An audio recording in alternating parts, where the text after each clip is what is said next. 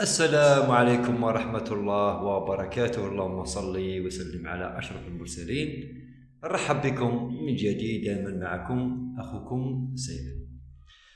إجابة على سؤال بعض الأصدقاء فيما يخص السن الذي تتوقف فيه أنثى الحسون عن الإنتاج. يعني عندك أنثى حسون، شحال لازم تنتج لك من سنة باش توقف نهائيا؟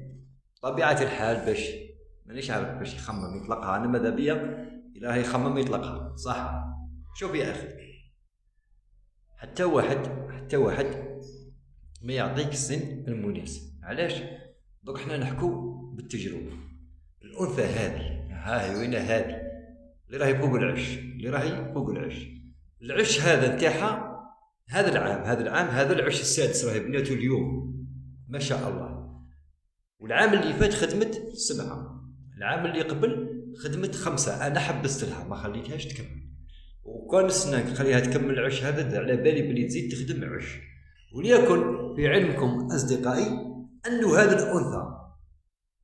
الأنثى أنا شريتها خلوية في 2020، درك رانا 2026، عندها 6 سنوات ما شاء الله تنتج. عندي 6 سنوات وهي تنتج. وكي شريتها خلوية شريتها كبيرة، خلوية شارفة كبيرة، مانيش عارف شحال كان في عمرها، ما نقولك عامي، ما نقولك 3، ما نقولك 4، ما نقولك 5، الله أعلم. معليش أسيدي نقولوا كان في عمرها عامين، هي كانت تبان أكثر وعندها خبرة ما شاء الله في الطبيعة باينة. خاطش غير جبتها أنايا خلوية ونتجت بها عادي في القفص، تجت بها بالقفص في 2020 صح. درك هاي أنثى عندي أنا في 6 سنوات تنتج ما شاء الله. ما كانش عام ما نتجتش أقل من 4 حشاش، معناتها في الأول ملي كانت في القفص كانت تنتج بالربعة، فهموني مليح. ملي كانت في القفص كانت تنتج لي بالربع حشاش. كي جبتها درتها في السلاكة، أول عام درتها في السلاكة في 2022 نتجت لي 5، وأنا حبست ما حبيتش نمد الحق عليا الصيف. العام اللي فات 7، والعام هذا 6 حشاش. يعني لو كان جيت انت تحسب عدد البيض اللي بيضاتو عندي ملي جبتها انا من 2020 راهي مئات البيضات.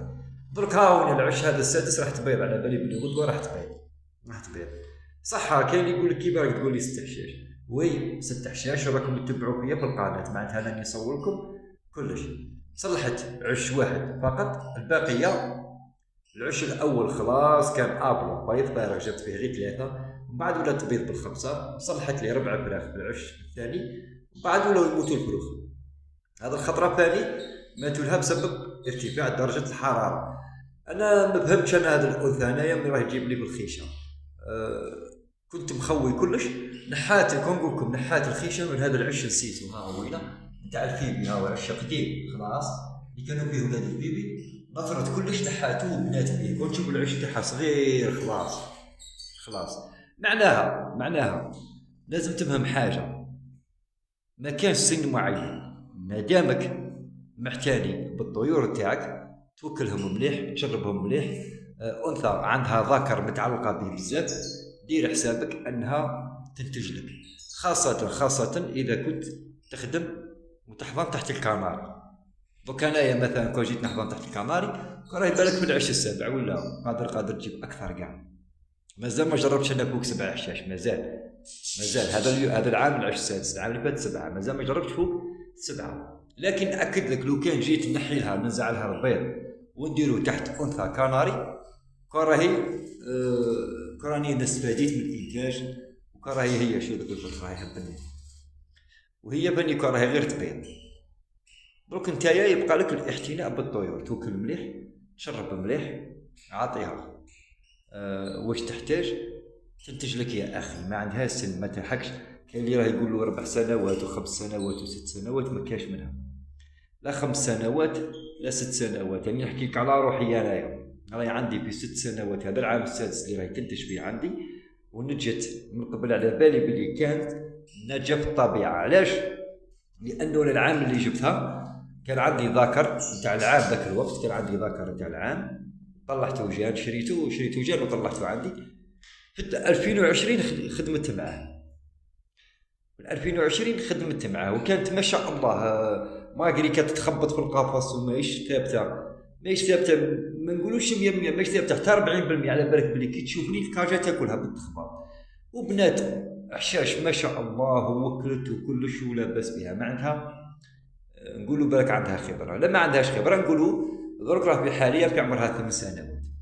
معناتها اي واحد يقول لك 6 سنوات و5 سنوات، خاطر رانا نشوفوا في بعض الناس راهم يطيحوا في القيمه تاع المقنين. حقيقه يطيحوا القيمه تاع المقنين. كيفاش يطيحوها؟ سيرتو المقنين المباقي. دوك انت واحد في السوق يبيع في ثمنه مباقيه عندها 3 سنوات ولا 4 سنوات، تلقى الناس كامل هاربه منها. يقول لك راهي كبيره. وين كبيره؟ وين ناش كبيره؟ ما فهمتش انايا. كيما 3 سنوات و4 سنوات و5 سنوات و6 سنوات ناش كبيره؟ بالعكس انا تبان لي هذيك هي الانثى اللي نحتاجها انايا واللي عندها اكسبيريونس. ما كاش حاجه اسمها كبيره سواء في الذكر ولا في الانثى، ما كانش. كان اللي عنده ذكر 14 سنه ما شاء الله راهي كوبلي وكلش. انا هادوك ما جيتش بايعهم كنت قادر نخليهم عندي، لاني لما بعتهمش راح يقعدوا عندي. قادر هذه الانثى تعيش عندي 10 سنين ولا اكثر وهي تنتج نورمال عادي. شوف شو راح يهبل. شوف هذا وراي حاكمته في الطيران. ها وصلك مسكين، وصلك من الموت. الحمد لله نحمد ربي على كل حال. قلت لك يا خويا، الناس اللي راهي تعيب في المقانن عنده انثى ولا يروح للسوق يلقى انثى في عمرها 3 سنوات، خاطش اللي يشوف بها يشوف لا باك ديريكت يقولك كبيره باك 2022 باك 2020 يا كبيره. وين كبيره باك 2020 يا 2022؟ وين كبيره؟ ما فهمتش انا والله. التخمام هذا لازم نحوه من الرساله، لازم نحو الفكره هذه من الرساله خاوتي. ما كاش مقنين كبير يتوقف على الانتاج. المقنين اللي يتوقف على الانتاج هو المقنين اللي مات ولا اللي مريض. مقنين بصحه جيده يطير مريقل ياكل مليح متهلي فيه يبقى ينتج حتى يموت سواء الذكر ولا الانثى. صاي خاوتي نحو الفكره هذه، خلوا الناس تخدم على روحها، ما تعيبوش بالمقنين. سيرتو الطفرات رانا نشوف فيهم طفرات تقريبا كامل راهم يجون باقين، وعاد يبيع في انثى باق 2020 2022 ما يعرفوا بها يقولوا كبيره. يا خويا شري وخدم. شوف الانتاج يبقى عليك انت خدمتك وتوكل على الله. هي كلش راه بمشيئه الله. انت اللي عليك تخدم، ما يهمك لا مقنين كبير لا مقنين صغير، اخدم وخلاص. هذا ما كان خاوتي، وبارك الله فيكم. وابونوا في القناه تاع التغاريد خاوتي، ابونوا في القناه تاع التغاريد راه ما فيهاش كاع. شوف الشاي ديال المشاكل شعل العش هذا غدوه راح تبيض. والمشكل لازمني نمد المقانين مولاهم دارت لي والله لا دارت لي مشكله. دروك لازمني مانيش عارف نشوف شي واحد من الاصدقاء عنده كوبله تاع كناري ولا حاجه نحط البيض عنده وخلاص. بارك الله فيكم وشكرا.